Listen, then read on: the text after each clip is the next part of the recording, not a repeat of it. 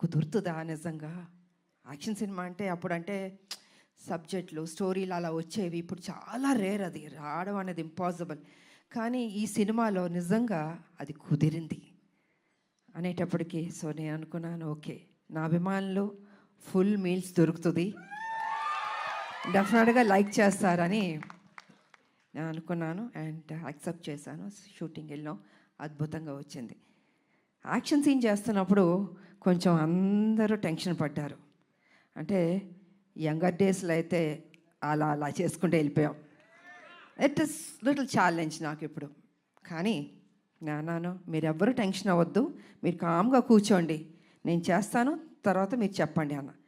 సరే మొత్తం fight master వాళ్ళు వీళ్ళు వచ్చారు, రెడీ చేశారు. ఫస్ట్ షాట్ ఇది ఇది అని ఫైట్ మాస్టర్ చెప్పాడు. చూశాను ఒకసారి, టేక్ అన్నాను.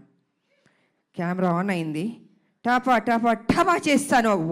వో అన్నారు అసలు. అంటే వాళ్ళు ఎక్స్పెక్ట్ చేయలే నేను చేయగలుగుతానని. ఇప్పుడు ఐ సెడ్ ఎప్పుడూ విజయశాంతియే, అదే పౌరుషం, అదే రోషం, ఏం తగ్గేదేలే.